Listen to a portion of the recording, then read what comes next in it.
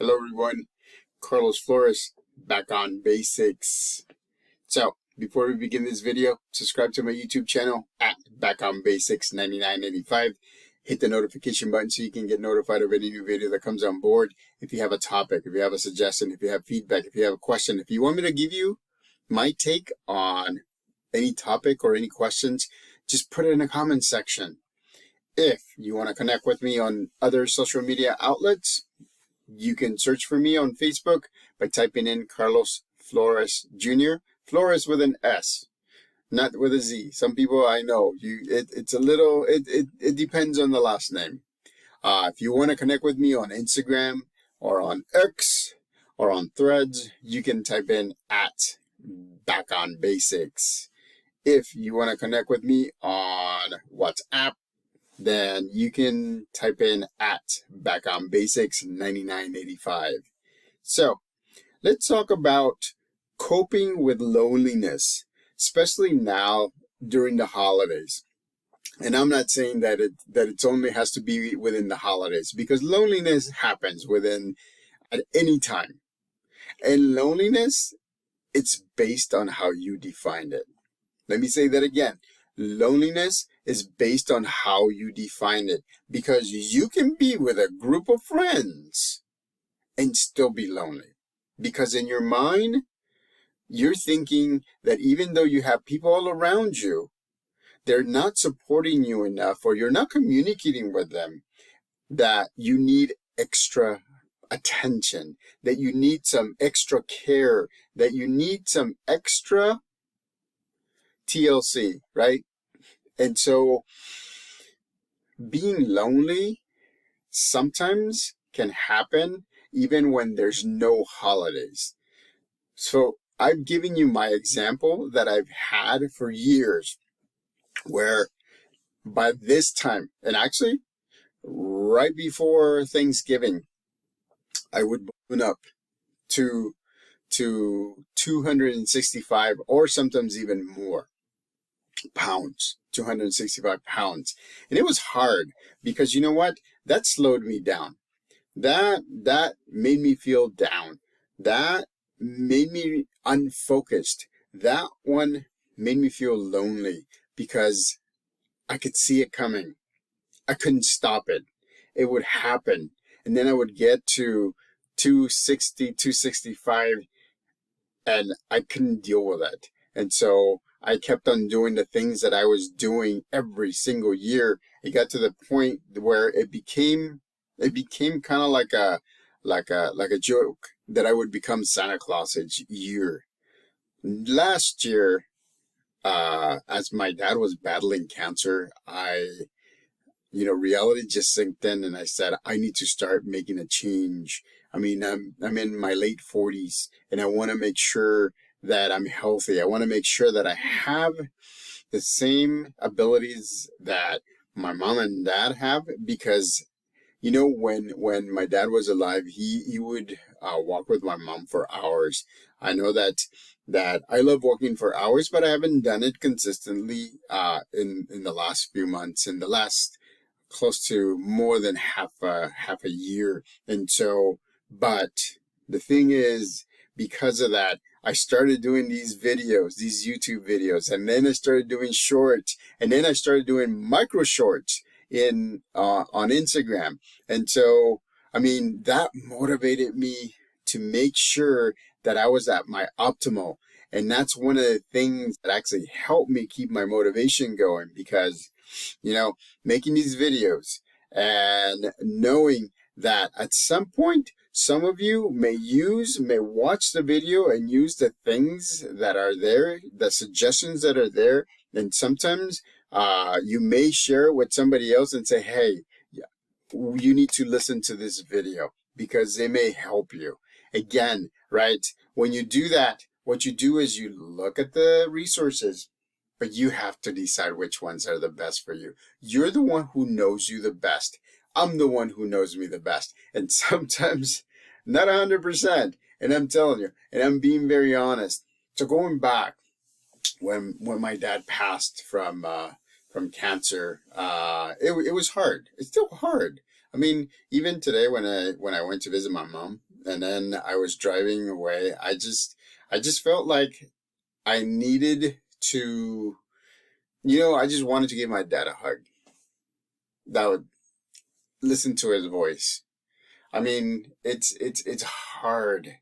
And so I told myself that I will do what I've been recommending for all of you to do, which is it's making sure that I'm balancing family, social life, work life, friends.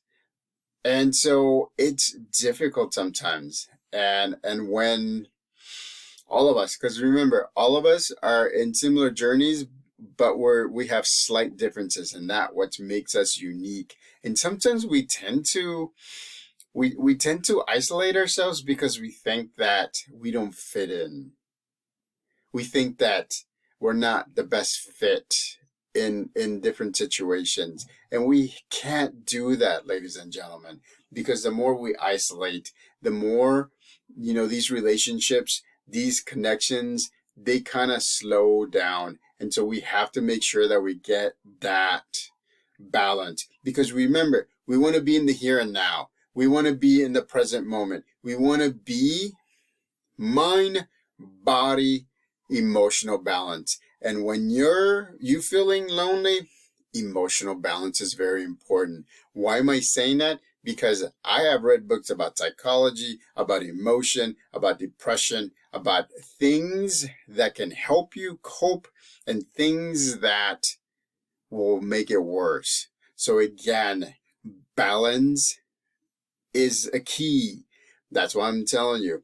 Life, career, family, friends, you have to balance those things. And when you need to take a break, be okay to be in silence, because silence, it's like gold, in my opinion. If you can sit in silence, and I'm not even saying just closing your eyes or meditating or praying or things like that. What I'm saying is just sitting there and just letting your mind flow, because your mind has so many ideas, so many things that it processes every second, every millisecond. You have to slow it down so that way you're able to see glimpses of the things that you have to balance, because you can tell it. There's clues that your mind and your body and your emotions are giving you. There's clues. So whenever you feel stress, whenever you want to be by yourself, remember, isolation is not good. Isolation means that you're not doing the activities that you want to do. Isolation means that you don't want to interact with others.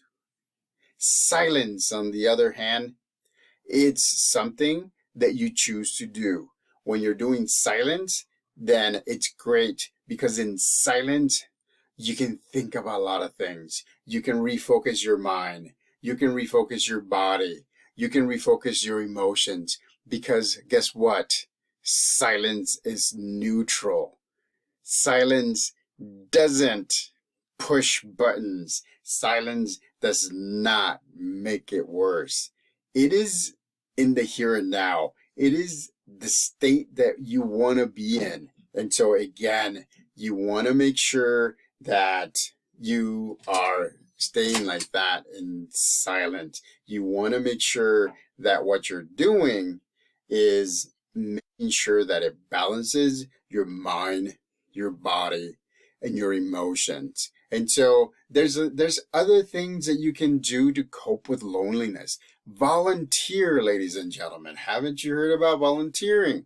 Maybe you can go to a soup kitchen. Maybe you can go to, a senior living community and you volunteer. Maybe you can volunteer at the church where you're at, or maybe you can do things that sometimes you don't think will make a difference, but it does.